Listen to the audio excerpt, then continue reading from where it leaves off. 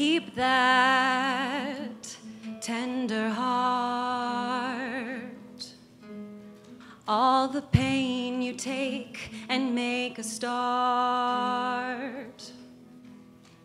In this life you've learned through strength and strife that you're more than just a virgin or a wife. When it's not safe to walk these streets, join your hands and sing with me.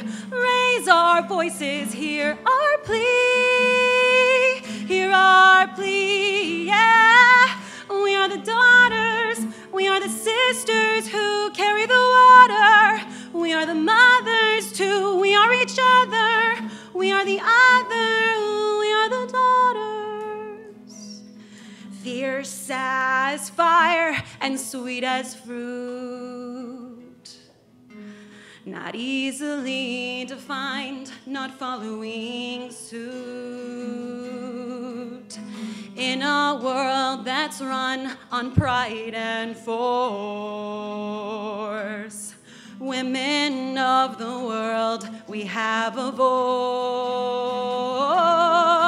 When it's not safe to walk these streets, join your hands and sing with me. When, oh, when will there be peace? When will there be peace? Yeah. We are the daughters, we are the sisters to carry the water. We are the mothers to give us your violence. We won't be silent, we are the daughters. We are the daughters, we are the sisters who carry the water. We are the mothers to give us your violence. We won't be silent, we are the daughters.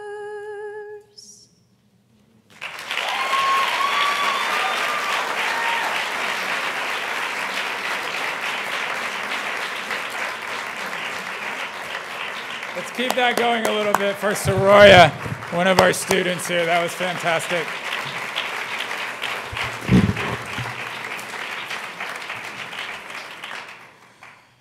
Welcome, everyone, to the 2018 Women Peacemakers panel. It's such a pleasure to be able to welcome you here to the Kroc School. I'm the executive director of the Kroc Institute for Peace and Justice. And the Institute is really, we say, the bridge between theory and practice at the Kroc School. And it helps the Kroc School drive forward its mission to be the global hub for peace building and social innovation. And for 17 years, the Kroc Institute for Peace and Justice has been the home of the Women Peacemaker panel. And one thing I love about this event every year is that it is such a wonderful way to honor the courage and the vision of our founder, Joan B. Kroc.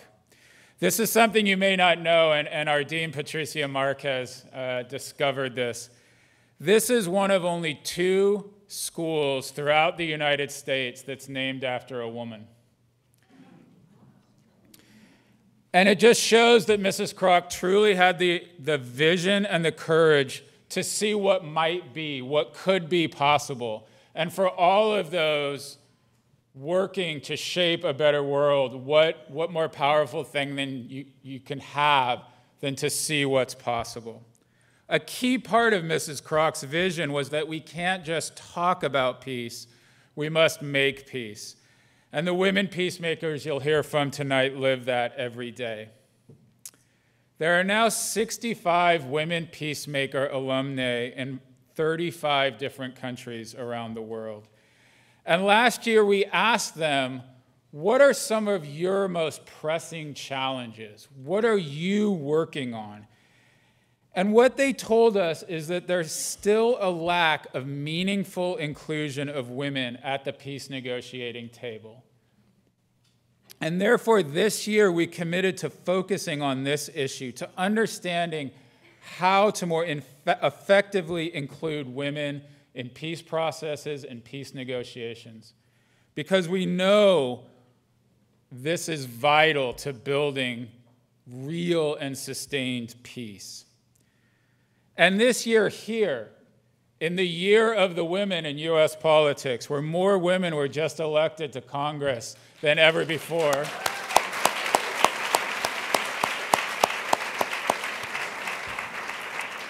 I think we have a better understanding of that struggle for real, meaningful inclusion. And so tonight you'll hear key insights from the 2018 Women Peacemakers about how they're fighting for inclusion in their countries, how they're having an impact on some of the most high-stakes negotiations imaginable.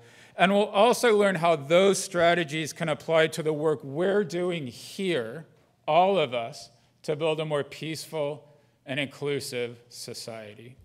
So welcome and enjoy.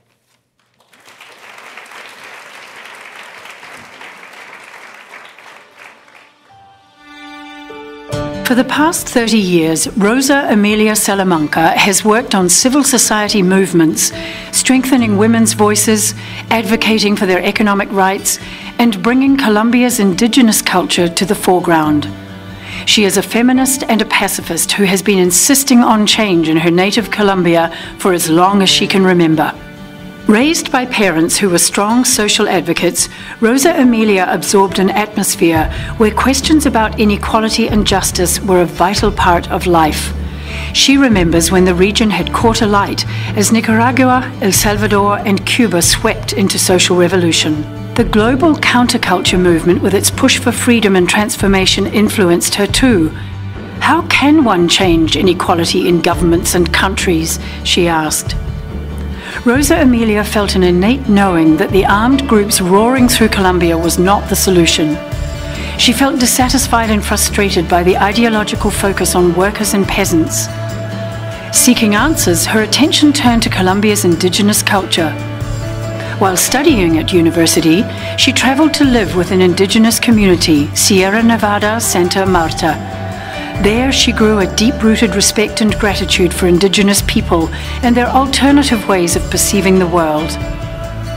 She also saw how gender relations within their community had been damaged by patriarchal models in Western churches and colonialism.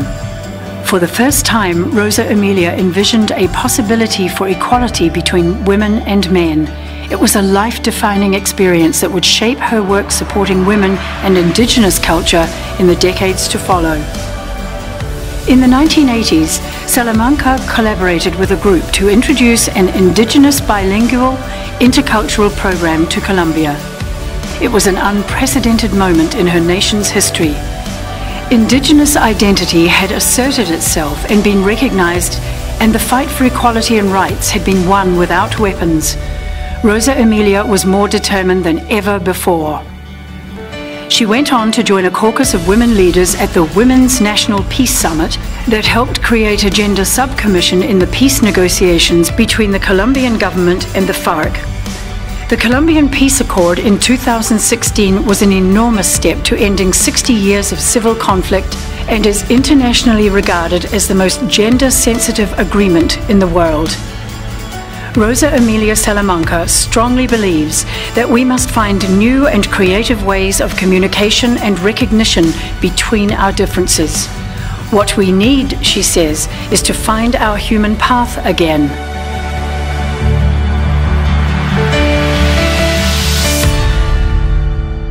Please welcome Rosa Emilia.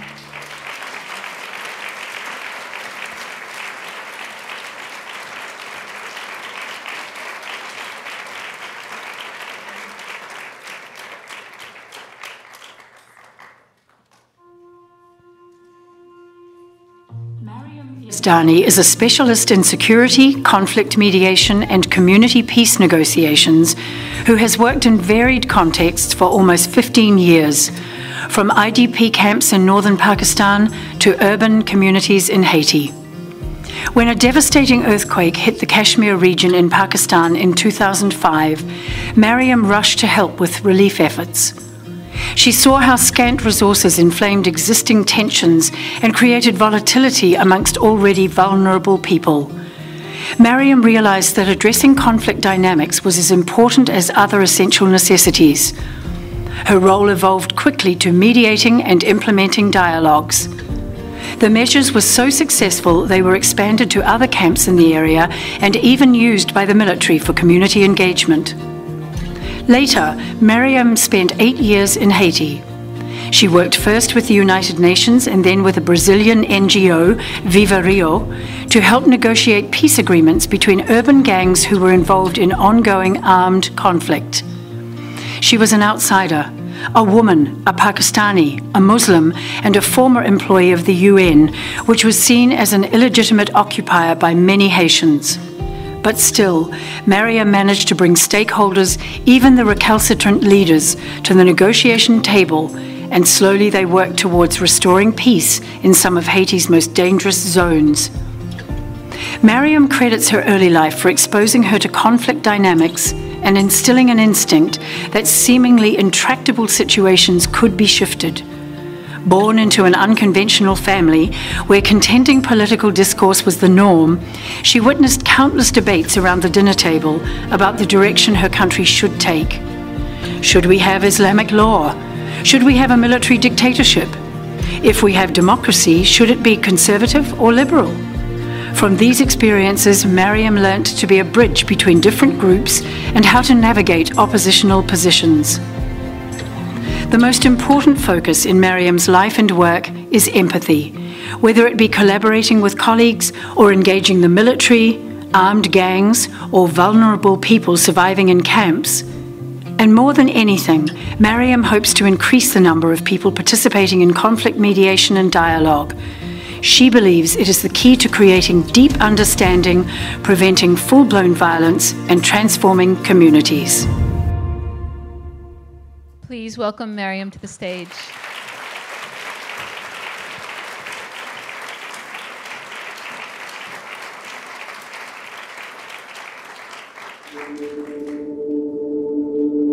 Amira Abdulrahman Hussein Tayman is a Darfurian woman who has been on the humanitarian front lines, assisting internally displaced people in the Darfur region of Sudan's far west. She has been a women's leader, peace activist, social worker, and livelihoods coordinator. In her current role with the United Nations as Humanitarian Affairs Officer, Amira has been tasked with protection of civilians. Her skills in advocacy and engagement have been critical to thousands of lives. When the IDP camps needed life-saving supplies, Amira negotiated with rebels to ensure the trucks would reach their destination. For Amira, women's empowerment is a priority. At the IDP camps, when women arrive, they are deeply traumatized and fragile. They have lost everything but their lives. In tending to their confidence, Amira has seen these same women grow into strong leaders who fight for their rights amongst fellow male community leaders. Her efforts have reached beyond the tattered boundaries of the camps. Her collaboration with the Sudanese Women's Coalition, a group of northern and southern Sudanese women, has influenced greater participation of women in political processes over the past several years. But Amira's dedication to women's rights began much earlier. Amira was 16 years old when her family began the process of arranging marriage for her. She had watched with anger and frustration when her two elder sisters and many of her friends were forced to give up their education for arranged marriages. She believed women possessed the right to choose their husbands and that girls deserve equal opportunities to education. So she stood in front of half a dozen male elders in her community and contested their cultural traditions. Amira won. She went on to finish her studies and choose her own husband. Since then, there have been other victories. Amira was involved in the breakthrough Doha peace negotiations between the government of Sudan and the Darfur armed group. She mobilized participation from civil society organizations, women's groups, and grassroots communities. And as part of the mediation support team, Amira advocated for Darfur rebel movements to join the peace process. There is still a long road ahead, but Amira is heartened by small changes. Her great hope is that she can shift people's understanding of conflict and violence so her community can continue to build stable and sustainable peace.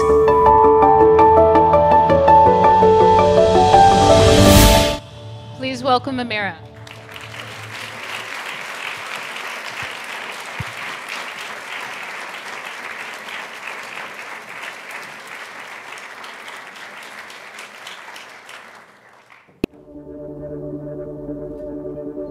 Roxana Cristescu has designed and facilitated dialogue and mediation processes in some of the most complex political and armed conflicts across Eastern and Southern Europe, Asia, Africa, and the Middle East. She is renowned for bridging divides between different perspectives and creating space for transformation on multiple levels, working with grassroots actors to international representatives. For the past 5 years, Roxana has headed Crisis Management Initiatives program in Eurasia, where she focuses on Track 1 dialogues with senior level officials, alongside nurturing young people to grow into dedicated peace builders. She has built a program and a team that insists conflicts in the region are not left festering and neglected. Originally from Romania, Roxana experienced the destructive force of conflict from an early age. In 1989, her country catapulted into a revolution that ended the last communist regime in Eastern Europe.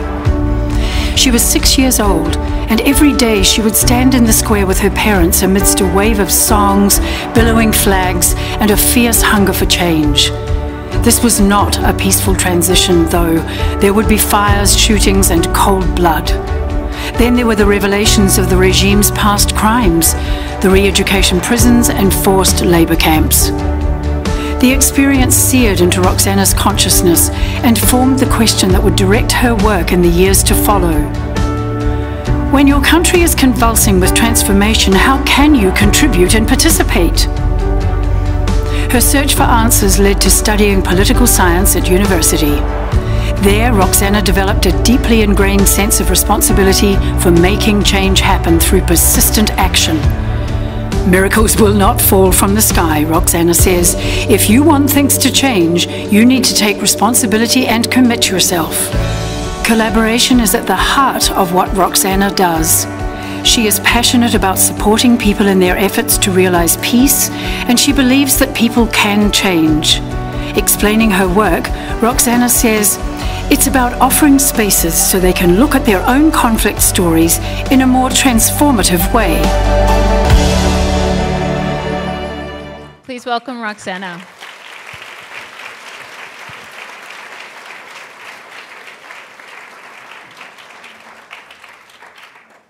So welcome, everyone. I'd like to briefly introduce myself. I am the Women Peacemakers Program Officer, Jennifer Bradshaw, and I've had the great honor and fortune to be learning from and with these 4 remarkable women over the past 6 weeks.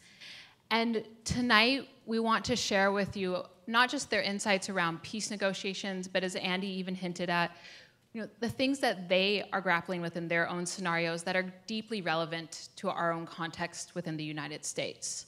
So tonight, I ask all of you to be here to learn from and with these women peacemakers. So Miriam, I'm going to start off with you. You are a global citizen. Yes, you are from Pakistan.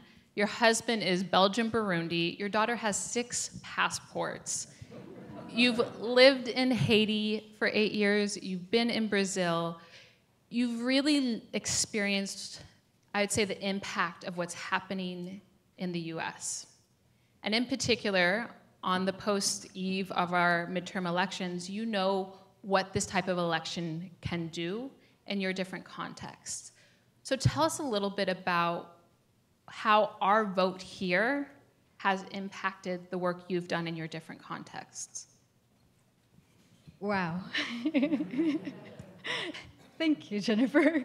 No, that's a loaded question, but it's an important question.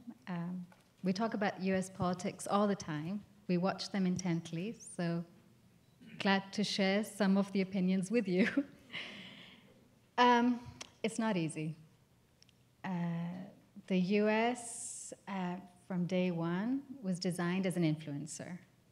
And that starts whether you're talking about the Monroe Doctrine, whether you're talking about the Cold War, or whether you're talking about the war on terror now. But what is shifting is that politics is changing. To maybe illustrate that a little bit, 10 years ago, when Barack Obama, the President Obama, won the Nobel Peace Prize, it was for international cooperation between states and nuclear non-proliferation. The most recent Peace Prize was accorded to 2 peace activists that are working in their local communities. And it's an acknowledgement not only of everyday suffering, but it's a recognition of the changing politics on the ground. Politics is becoming decentralized. It's no longer simply the remit of the state. Therefore, we're seeing a multiplied ripple effect of US politics. So I'm Pakistani.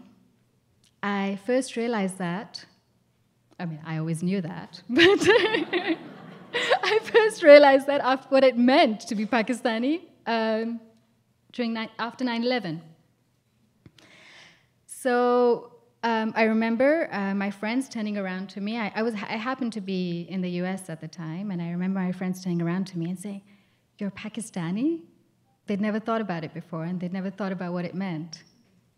And we hadn't started talking about the axis of good and the axis of evil. So when the elections 10 years ago happened, and President Obama came to power, we saw it as a way to restart. So we thought it was a restart on the war on terror. And we're always with the American people, so we're excited. We're always willing to give multiple chances. We're like, yes, they got it. Let's do it. And to some extent, there were a lot of shifts on the ground. We shifted in terms of human rights. There was some strong agenda setting for women's movements. There was some strong agenda setting for environment, social protection, and I think that we did make progress in most of our countries. In Pakistan particularly, we saw a lot of shifts for women's education, and we're seeing the fruits of that. But not everything was great. At the same time, we were being shelled with drones. And as the victims of the drones grew in number, we who were working on the ground in the tribal areas, I didn't have the photos for my video because those aren't the kind of things that you take photos of. So the same areas where we were working in tribal areas, we had to convince them that we weren't working with agencies. So every movement, every time you try to kill something or make a discourse which is black and white, which there's a tendency to do in US politics, you create counter movements. So we as NGO workers, as humanitarian workers, had to suffer with a backlash. And then that backlash would translate into things like vaccination campaigns. I personally know friends and colleagues that have either been harassed or attacked just for participating in a vaccination campaign because it's associated with the drone strikes and associated with the intelligence services. So we suffer from that. And in parallel, we're also losing control of how information is shared, because the past 10 years, while we're talking about US politics from a formal point of view, we're also talking about social movements, and we're talking about access to technology, and we're talking about democratization of information. When I moved to Haiti, I moved with a BlackBerry. So that was only 8 years ago. And I did not have WhatsApp. I did not have Facebook on my telephone. So I wasn't sharing and consuming information in the same way. Now, the same population, and sorry, just to go back a bit, when I was working in the tribal areas, I was using a Turaya phone. I don't know if you know what a Turaya phone is. A Turaya phone is a satellite phone that you use when you're in areas where there's no access to internet or cellular phone. I'm not a techie, but cellular networks. I now can go to any of those areas and have Facebook on my telephone. And everybody has a telephone and everybody has Facebook. So they're consuming information, and what are they consuming? Fake news. And that is coming from movements. So America, in that sense, also sets the tone. And that tone has now been set, and we're all going to suffer from it. And what we're struggling with, is grappling with, is trying to counter that. through formal means, which isn't easy. I do that work in Pakistan. I do that work in Haiti. I now do that work in Brazil because we have just had elections in Brazil, which have been quite disastrous. And we're extremely worried about the future of the way things will go. But we're going to have to wait to see, but we know that we've lost control of a lot of these movements. And as aid workers, we're constantly trying to catch up. But one thing that we have seen is that a lot of the progress that we had at least made with US politics in terms of human rights and women's protection and social protections, we're now losing. We've seen a sharp reversal in the past 2 years of homophobic discourse in Brazil. Brazil is a country that voted for same-sex marriage a couple of years ago, and now the president openly says that if my son is gay, I will kill him. We have a Pakistani president who is a prime minister, sorry, who's now come to power and is a strong law and order man. We have homophobic legislation that's being produced in Haiti, and we have to deal with it, and we have to deal with it alone. We're facing social movements that are coming out of the US because you have strong movements that are being shared and messages that are being shared. And we're seeing a zero lack of respect for our concerns. We've been talking a lot in our group. The only people that get respect are the ones that are willing to fight back, like the Russians. So Roxana will speak a little bit more about that peace process. But they're the only ones that get respect. Anytime you're camped out in USA's backyard and victim to their US policies and suffering from the ripple effects, there's zero respect. Thank you, Mary. But you're starting to tease out some really important points that I wanted to dive into a little bit more. You hinted at black and white, and that we're thinking too much in black and white. And there's starting to be discourse that can be incredibly polarizing, which is making it difficult for us to have these conversations.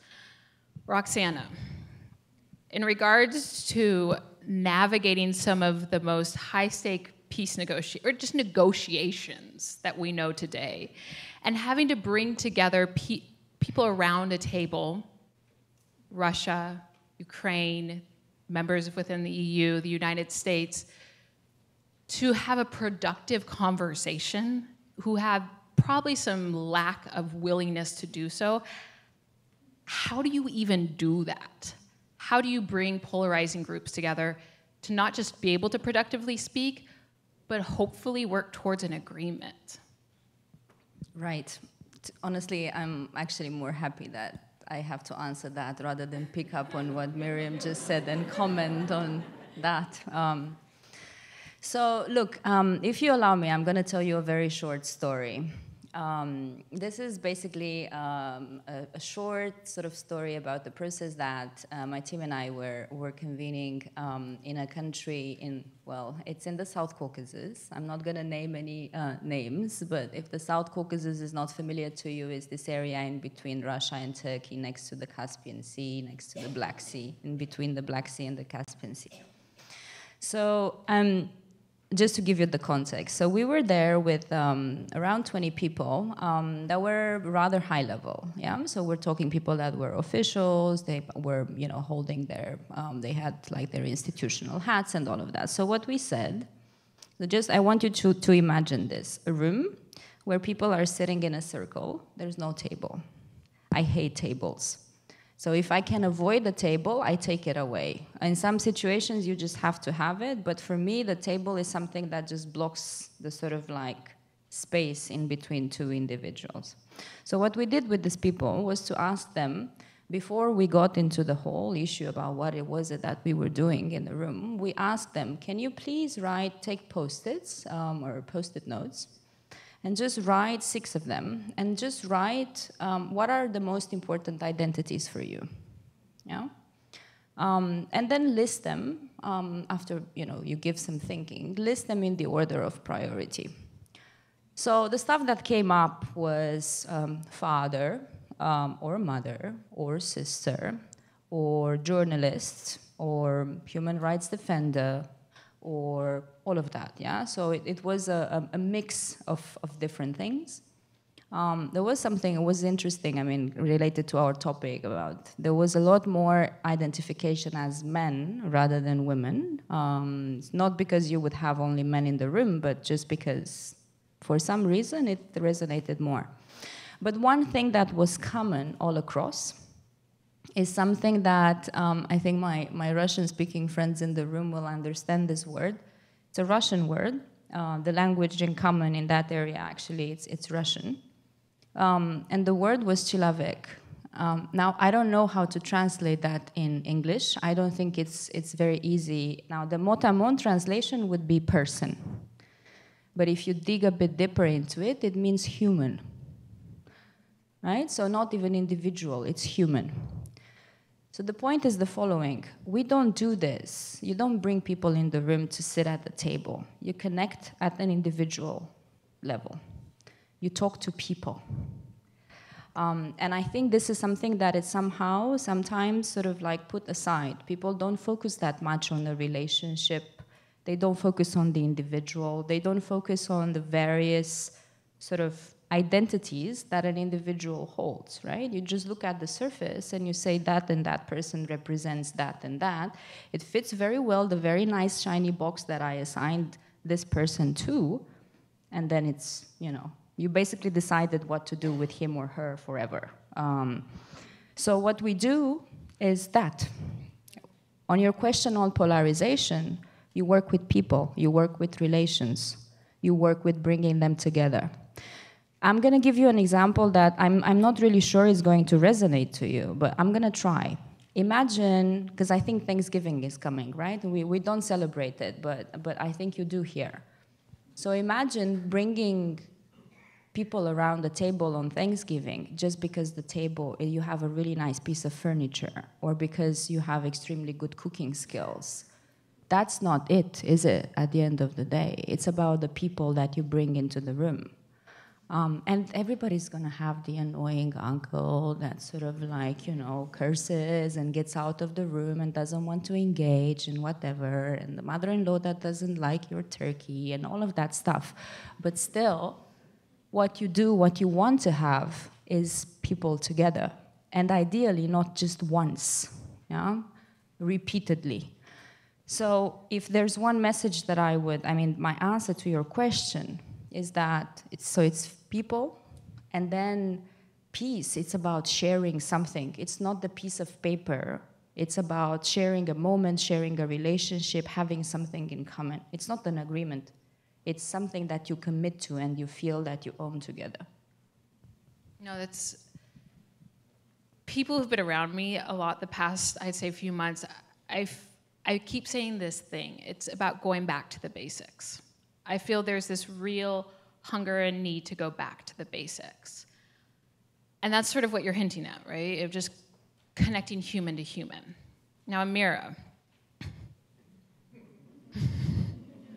regards going back to the basics, the work you're doing in Darfur is incredibly complex, very dangerous at times. And you have gone into the deep field within Darfur where you're unreachable. And I can vouch for that. I've tried to reach her a few times when she goes out into the deep field. And we even tell some of the photos up on the slide, she's the only woman in a group of all men, and you go in there to negotiate between different rebel groups. How do you do it, first of all? But really, I want to dig a little bit deeper.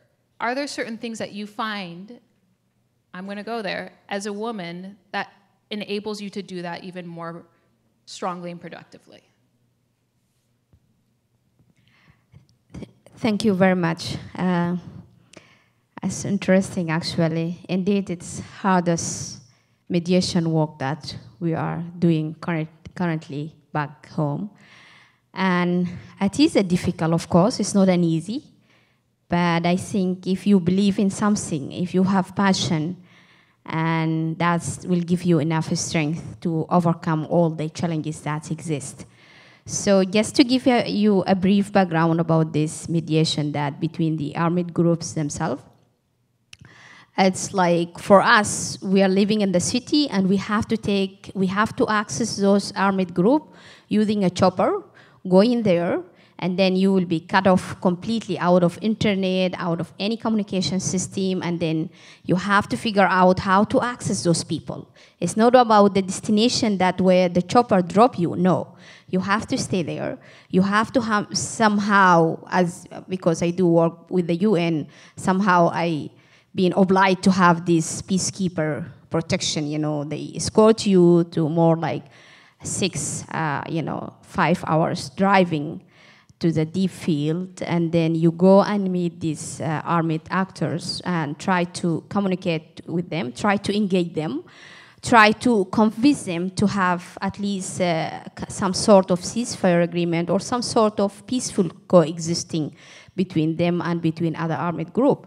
For us, it's crucial because there are some internally displaced population, there are some vulnerable population that they have to have access to all the resources, water, whatever resources that exist on the ground. But if they keep fighting, so these people will be cut off and we have to do all that work. It's not an easy for women to go and speak with armed men, because coming from the Muslim, countries and this complex of cultural barriers, sometimes it's very hard for the men to accept you and to listen from you.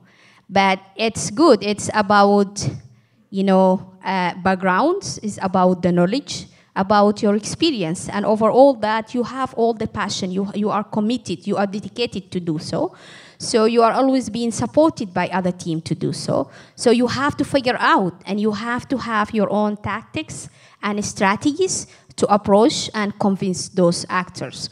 Sometimes we are sitting under trees, and trying to get some of those key players in the conflict and try to communicate to them. So you have to figure out, you are going to meet these people. Of course, you have to collect a lot of information in advance, and you have to analyze the character themselves, and you have to map out what's happening. And it's not every mediation that you succeed, Sometimes you end up in a tough discussion, very difficult meeting. So as a woman, we used to cry. Especially me, my tears is very close, so I get out. I get out of the room. I try to cry a bit, and I try to have a bit of strength coming back again, because it's all about the commitments. I have to do something. It's unique, though. I have seen, just to compare it between women and men to be as mediator or negotiator. For the unique things about the women, because first of all, most of the disputes and the conflict that was being created is created by men, maybe in most of the areas. So women are not part of these conflicts. But because you don't have that mentality of the conflict, but you do have the mentality of peace, you end up and you wanted to facilitate the correction of men's decision. So, and it's really interesting because you have to push, and then you get through. And recently we have, for almost like 2 years, 2 armed groups, they refuse to come together, they refuse to talk to each other, and then the internally displaced people suffer a lot because of that situation. So for men, I have seen the first time that they are able, when we facilitate it, we work hard. So the time that we were able to bring these 2 groups in the table of negotiation, so it's like there is a lot of pictures have been taken, a lot of news going out. It's like a big success for them, just for this group to agree to come together. So for me, it's nothing. So this is like, the starting point, It's not like, I can't call it success, because I have to see the outcome. I have to see the positivity, the positive of this discussion. Otherwise, I don't call it like, oh, we succeeded because we were able to bring these 2 armed to the table. So it's women, for me, because women, they do care more compared to men. That's why you always try to think beyond. What will be the beyond? What will be the next? So that's about the mediation work that we do. Thank you very much. Thank you, Amira. You're talking about the unique skills you bring to the work, and women can as well.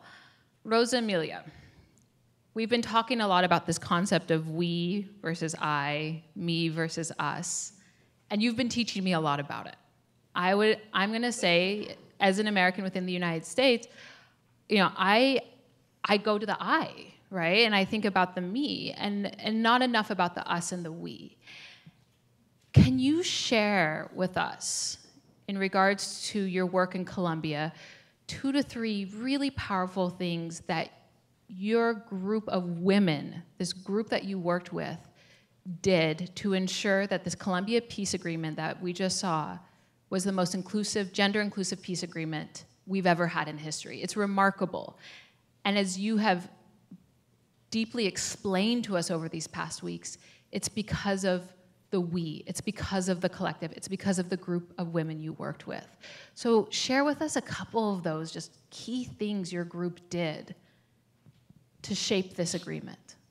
So thank you so much, Jennifer. Yes, all the time we are talking, one of the issues that we have had here is that we have to talk about us as me. And it's very difficult because it's very hard for me to talk about me. When that video was running, I was very shy, completely. I just want to go on the seat. Because I need to honor many women that are back home and that have worked as much as I have or much more. There are a lot of women that have been working, and men also, back at home for achieving peace. And that has been a huge work for many years. So the first point I want to highlight is that we have been working for peace issues for a long time. It's not an issue that you can work just for a peace agreement. It's something that you are working with and towards every day. So the Colombian women's movement is a very important movement. We have been working for peace for a long time. And what is important is when you want to change or to move a system, you have to do it in a way that different points of that system can be really changed. So you have to have people in different levels, in different places. So it's very difficult to think about a woman changing a lot of things when we need the women or the people changing a lot of behaviors and a lot of things that are not useful for peace. So that's why I insisted so much in the we, because it wouldn't be possible for back at home for us to have the achievements we have in the agreement if we don't recognize our ways, our unity ways of behavior. So we went together and we did something that it calls the National Women's Summit.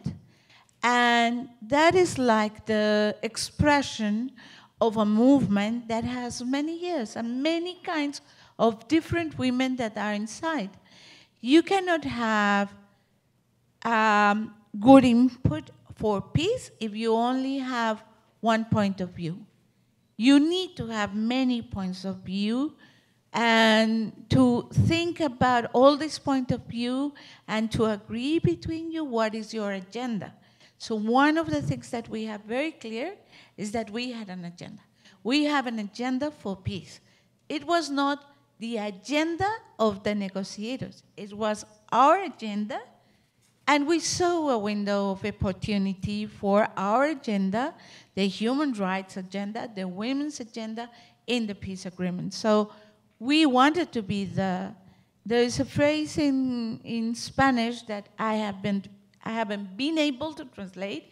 It's very difficult to translate, that it says, queremos pactar y no ser pactadas. We want to agree, not to be agreed by others. It's very difficult to say it. In Spanish, it sounds beautiful, but in English, awful. But the meaning is that. And then The third point is, although we have strong differences between the women's movement, we have as much differences as men have. I mean, you have not to be in the same line to make agreements. We did have the opportunity to come together and work together. So that's why I really honor we, because with me here are seated thousands of women back at home that have worked together. We have worked together. I am just one of thousands of women that are sitting with me here today. Thank you, Rosa Emilia.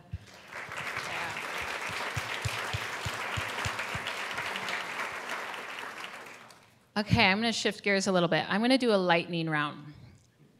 Yeah, get ready.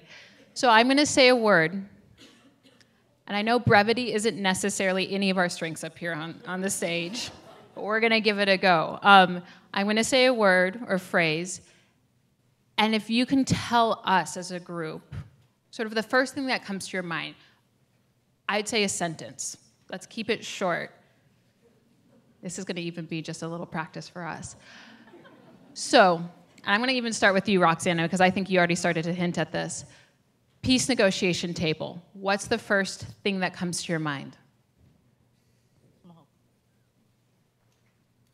This is gonna sound terrible. Is it the word? Would it be the first word that comes? Yeah. Please don't. Yeah.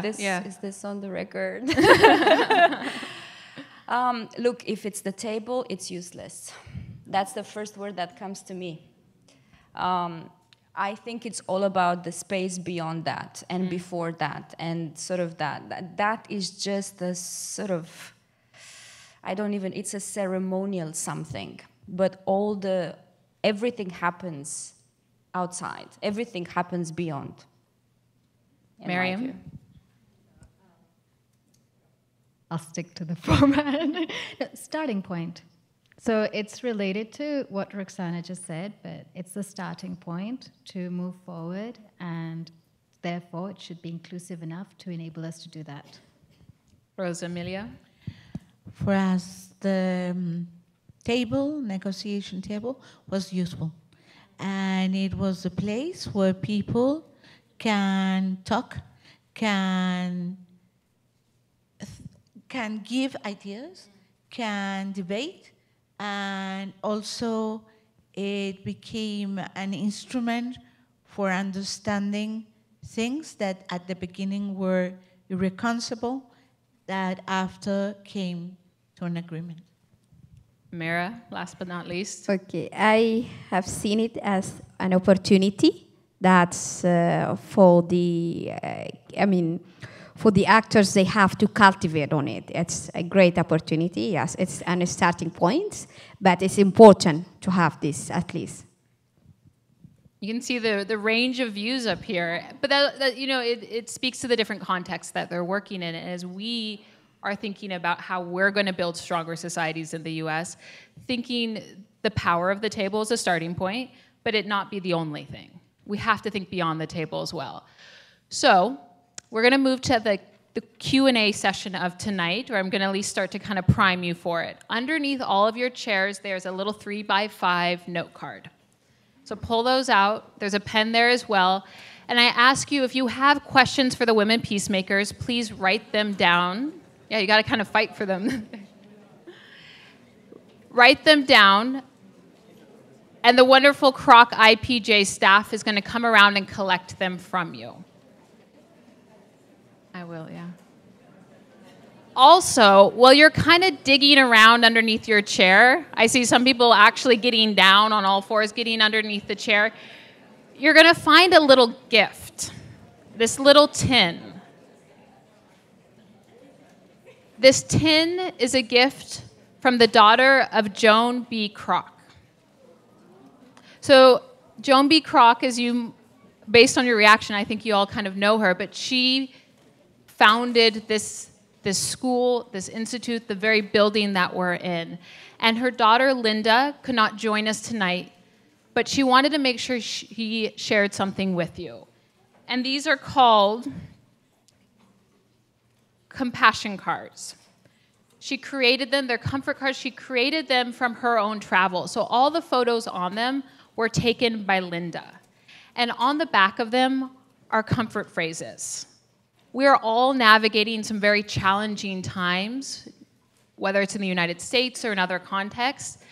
And you know what? Just throw these in your purse, keep them in your desk. When you're kind of having one of those days, please turn to them. So this is a gift from Linda, who's the daughter of Joan B. Kroc, and we cannot thank her enough. And so write down your questions for the women peacemakers, but we're gonna move to a couple other kind of final questions with the women peacemakers up here, and then take a few from the audience. So Roxana and Miriam, this question's for you. Don't get too excited. So defining success in peace negotiations. That's going to also have different answers and definitions, as we just saw with the peace negotiation table. I'll start with you, Miriam. How do you define success? What does success mean to you in a peace negotiation? Not just about the signing of a peace agreement. What are the other things that you really are looking for? I think a pathway to the implementation of the agreement, along with a political will to do so. Because if you have an agreement but you don't implement it, then it's not as useful. It can feel good in that moment, but ideally, within the agreement, you should already have a vision forward. A lot of us in different contexts are also using peace negotiations as state-building exercises, because usually they lead to constitutional amendments, constitutional reform, because please remember that we're dealing with a lot of internal conflicts. So so it's an implementation plan, a vision of statehood, a vision of a shared common vision of how we're moving forward. Roxana? Look, I think, so picking up on what she just said, we talked a lot about this. I don't think it is only, like I said before, it's not about the piece of paper. That's completely irrelevant if you don't have the commitment to it, if you don't have the shared understanding that this is something that is going to be implementable.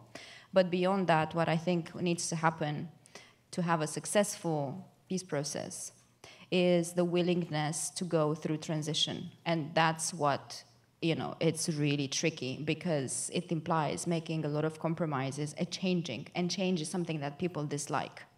So I think it's not only implementation, it requires a lot of sacrifice and transformation and transition.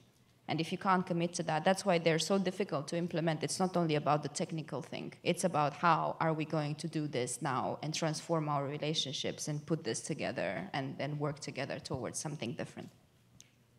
I'm seeing some nods from Rosa, Amelia, and Amira. I'm going to pull you in here, too. I know it was originally just Roxana and Miriam, but I want to pull you both in, too.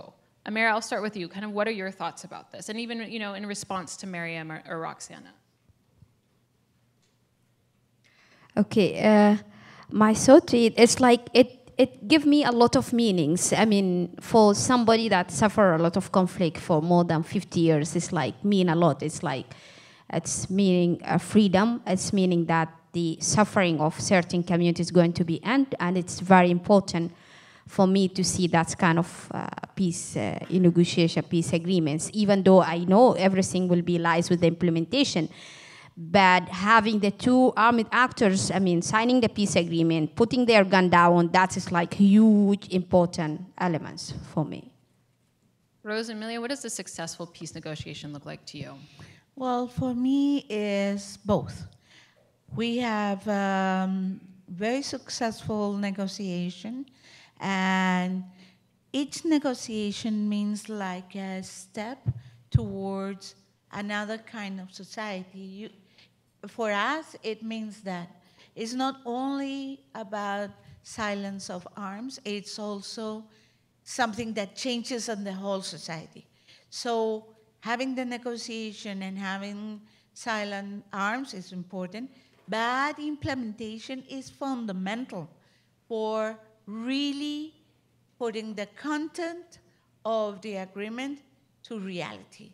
So I think that it's a huge step to have implementation. That, for me, is successful, and to monitor that implementation and how the society will reshape in many different ways, as you have said, in freedom, in democracy, and in changing the political culture. Thank you. I'm now going to actually turn to one of the questions from the audience. And so, Miriam, I'm going to put this to you. In your opinion, what is the most valuable / maybe best strategy for including women in peace processes in a meaningful way? That's a very big question. I think a lot of preliminary work needs to be done, and my colleague Rosa Emilia can speak far better about this, but a lot of preliminary work needs to go into building a robust civil society and having women's movements that lead up to it, because change happens incrementally. And so you have to build the movements that are then able to create women's leadership, that are then able to create women's political participation, as you're seeing now in the US. Congratulations. And then also have them be included within the peace agreement. It has to come from within, and we have to do a lot of work to get there. Thank you. So the next question, I'm going to actually turn this into another lightning round, because I think it's a fantastic question. So first of all, there's a group of youth activists here tonight, and they wanted to know what's the best way for young people to have an impact in peace building. So just again, thinking lightning round, one quick sentence, all of us sort of what's our answer to that? I'm going to start with you, Rosa Emilia. You've worked with a lot of youth in Colombia and thinking of the next generation of peace builders. You know that days before, we were in this event of my storytelling, and I was telling people that in a crucial moment where we were having a very hard time with the peace agreement when the referendum was done, young people took an initiative of moving forward towards the new agreement. So I think that young people have to be engaged. That night I was saying that many young people are so good, and they don't understand they are so good. They can be a clue for changing history. So I believe so much in young people, so I think that engaging, voting, being part of society, going a little bit the way of WhatsApp, that it's great. Can we just get a quick hand of all the youth in the room? Yeah, thank you. Thank you for being here. Yeah. Okay, Amira, I'm going to have you quickly answer that as well.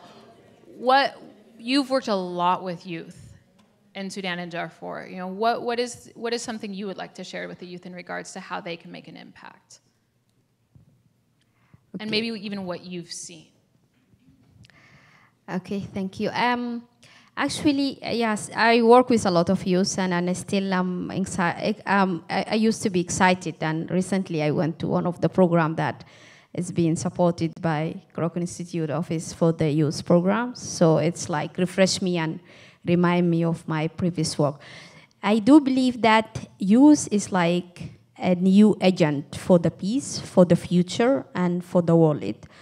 If we utilize them very well, we understand that they can, help promote positive peace, and also, create like a positive life for a lot of individuals, because they do have a lot of energies, and they do. They are always aware about the, this new technology. I mean, the trends of the life. And that's why we always encourage this intergenerational, I mean, sometimes it's like, okay, for the youth, you are energized, the enthusiasm, you have the enthusiasm to work more, but again, you have to have some kind of knowledge, resources, skills, and experience, and that's why we think that this intergenerational things can offer a unique perspective, because as long as you have been connected with older people, of course, you get the wisdom and you get to know about the knowledge, because as you are only the youth in their life, so they still, still in the phase of experimenting with the life. But again, this connection will give you like a broader perspective, because all generation, they are always aware about the life evolve, and they can push, the youth or the new generation move forward for the future. So I do believe in them, and I know that they can contribute positively to the world, but the only thing that we have to think how we can utilize them in a better way. Thanks, Mira. Roxana, I know it was a lightning round, but this Two question words. deserves a little bit more. Yeah, Two please. words, travel a lot, go out there, don't stay in the same place. Like the more diverse experience you get, the better, so travel. And during those travels, backpack, meet friends, like real people that can support you, not the ones that you would have on. I mean, internet is fine because you can continue communicating after, but if you don't have that sort of like team of people around you that feel like you and you have shared an experience with, I think peace building work is super difficult if you don't have a team of people around you, if you don't have people around you that can support, that can act as a support net. So travel and make friends. I have to just say, I don't know who asked the question, but the panel's alive now. Do you see them? They keep kind of tapping on my shoulder like, I have something to say, I have something to say. So that in itself is just telling, like, the youth are vital. We're excited. We love working with you. And like Miriam, I'm going to hand it to you because I can see you're at the edge of your seat. You want to share? I was just going to share something very small. Yes, it is important to travel, but please also get to know the community within which you live, because that's the only thing that gives you the visceral understanding of issues. And it's when you get to know the real issues and the emotions that are at the bottom of that you're able to relate to the emotions in others. Otherwise, your understanding remains superficial. So we got tons of questions, and I take that as a good thing. Unfortunately, I can't keep us here all night. We will be answering those questions after the panel. So I have one last question I'm going to put to the panel before we close it up tonight, and I think it's a really, really important one to close with as it relates to what's going on within the United States. The question is, how can I be a peacemaker in my daily life, particularly in the context of the US? I'm going to ask you all, who would like to take this first? I may start. Yeah, please, Amira. Okay, the answer will be more or less also related to the youth and related how you can contribute to the, peace building in the United States. I mean, yeah, yes, I'm thinking from the point of like having a safer and inclusive community that could contribute to the peace building. And I'm always thinking about perhaps in order to build this such kind of community, so you have to ask yourself several questions, such as, are we living separately? Are we living separately or affected by each other in any aspects of our life? If we are affected by each other, so can any one of us realize that? Can we move our dream individually, or we can work together? So I'm always thinking about like looking at the common interest and the communal issues that could lead the society to the communal success in the life. So from that perspective, I will just want to just give some of advice to the youth. I don't know that is related to could answer the question or not. But I always believe whenever you have passion, whenever you have dreams, try to believe on your passion and dream and follow them. Also be confident and speak loudly about the things that you think that it has to be. And of course, in order to have like a common, issues, and we have to work for the common interest. So we have to make awareness. We have to ourselves about what are the common issues that we need to work for it. And that, of course, will help us to work together and to address our common interests in our life. So that's more or less related to the youth, maybe. And that's because of my belief that youth could be a better agent for the peace in the future. Thank you. So I just got to count. We had over 50 questions. That's, a good quarter of the room. And keep asking these questions. Keep pushing us. Keep having these conversations, even if they're hard. We've had a lot of hard conversations, us five, over the past 5 weeks. But that's what peace building is. We need to lean into that. We can't shy away from those hard questions, those hard conversations.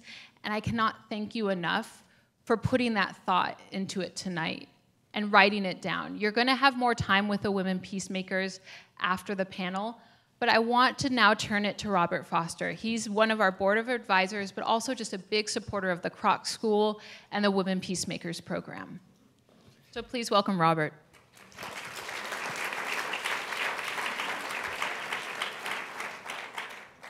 So who here feels inspired? How can you not?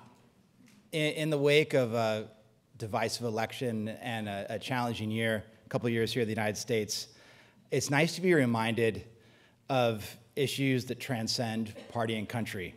Because at the end of the day, we all want clean air, we all want safe environments, clean water, opportunities for our children, and above all, everyone wants peace, no matter where you sit on the aisle. And that comes home tonight in such a powerful way. Rosa, Amelia, Miriam, Amira, Roxana, you represent the hope for peace that we need now more than ever in this world. And it is a privilege to have you here with us at the Kroc School. We're inspired by your courage, humbled by your tenacity, and driven to achieve more because of your example. Now, for you, those of you that are new to Kroc, this program, Women Peacemakers, has been around for 17 years. And it is now growing to include a 12-month residency where we expand the opportunity to learn from and learn with women peacemakers. And through that learning experience, help create the conditions for peace globally.